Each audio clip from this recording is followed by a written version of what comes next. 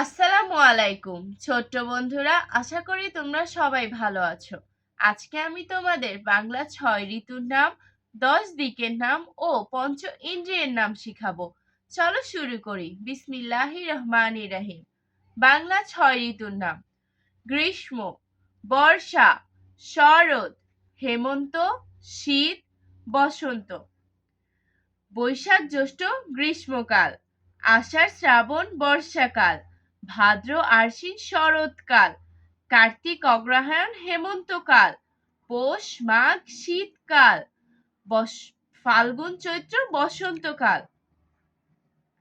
10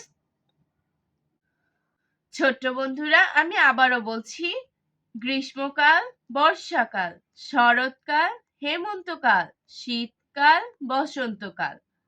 10 দিকের নাম: পূর্ব, পশ্চিম, উত্তর, দক্ষিণ, অগ্নি, নৈঋত্য, ঈশান, বায়ু, ঊর্ধ্ব, অধো।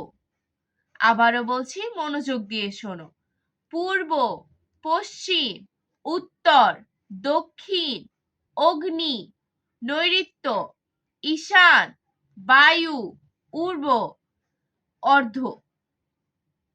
পঞ্চ ইন্দ্রিয়: চক্ষু, কর্ণ, নাসিক্য, জিহ্বা, ত্বক। তো আমি তোমাদের বুঝার সাথে এগুলো অর্থ বলছি। চক্ষু, চক্ষু মানে চোখ। কর্ণ, কর্ণ অর্থ কান। নাসিকা, নাসিকা অর্থ নাক। জিহ্বা, জিহ্বা অর্থ জিহ্বা। ত্বক, ত্বক অর্থ গাল, বা যেটাতে আমরা অনুভব করি। চোখ দিয়ে আমরা দেখি, কর্ণ দিয়ে আমরা শুনি, নাসিকা দিয়ে আমরা ঘ্রাণ নেই, জিহ্বা দিয়ে স্বাদ অনুভব করি, আর ত্বক দিয়ে আমরা অনুভব করি।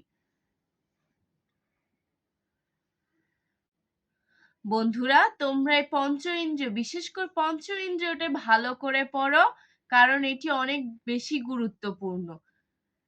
আজকের জন্য আল্লাহ হাফেজ। ভালো ভেবো, ভালো থেকো।